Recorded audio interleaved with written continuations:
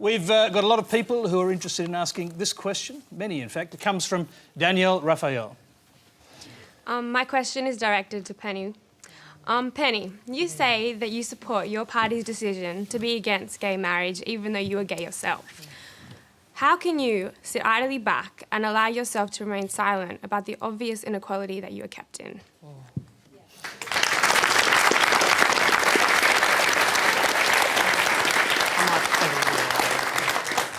I'm glad you asked me this question because I think it's important for me to explain to you how I approach this issue and politics. And the first thing I wanted to say to you is that by virtue of who I am, prejudice and discrimination are things I have some first-hand knowledge of. And when I entered the Parliament, I did actually think very carefully about how to handle being Asian and gay and in the Parliament because it hadn't been done before. I thought a couple of things. One of them was about how I would handle it personally, and that was to be absolutely open about who I am, to never shy away from that and try to be dignified, even when it might be difficult. And part of the reason I did that was I thought it was very important to show that you should never be ashamed of who you are, even when there are people who would try to make you be. And I thought that was one of the best things I could do in terms of how I handled it. On the issue of, I suppose, reform, there are a number of us in the party, Anthony Albanese, Tanya, others, who've worked very hard to try and improve the party's position and policies on gay and lesbian Australians.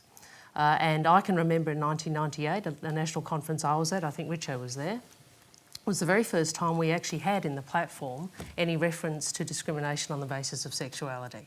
And since that time, I think you've seen progressive improvements, modernisation in the Labor Party's platform. And at the last election, we went to the election with the most comprehensive set of law reform in relation to gay and lesbian rights that the country's ever seen, and we have delivered them all.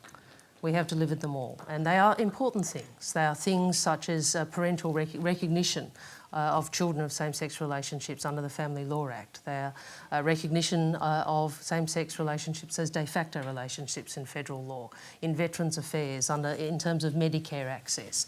These are things which make a real difference to people's lives. Now, I accept that you and some other people in the community would like us to have a different position in terms of marriage. That isn't the position of the party. But what I would say to you is do take a moment to consider what we have tried to do, what we have advocated for, and what we have delivered for gay and lesbian Australians. Well, this is a lack of leadership, I have to say. This is a real lack of leadership, and this is another example of the Prime Minister's lack of leadership. Virtually as soon as she became the Prime Minister, she ruled out going to marriage equality. She ruled out getting rid of this vestige of discrimination, and she went on to say it's not religious. So is it historical? Is it cultural? And if it's historical and cultural, it is the responsibility of the Prime Minister to lead this country to a better place. And that is what we need to be doing.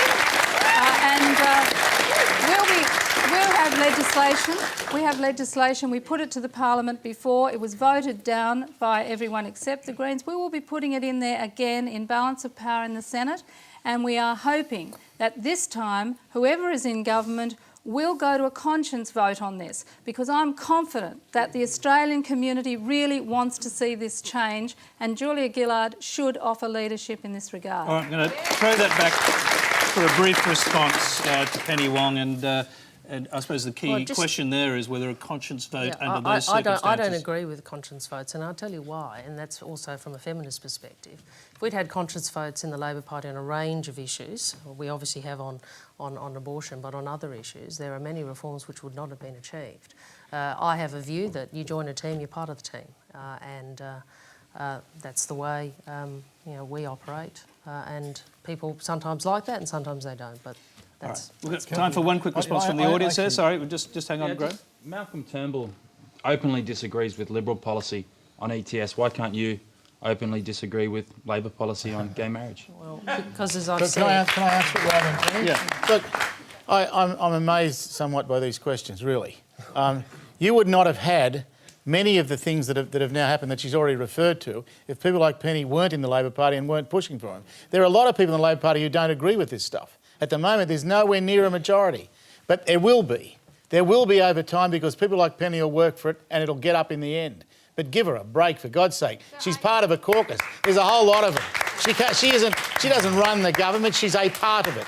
A part of it. There's a thing called cabinet solidarity, and if she wants to break it, she gets nowhere. You lose someone who fights for your cause. That, my friends, is dumb. Big time dumb.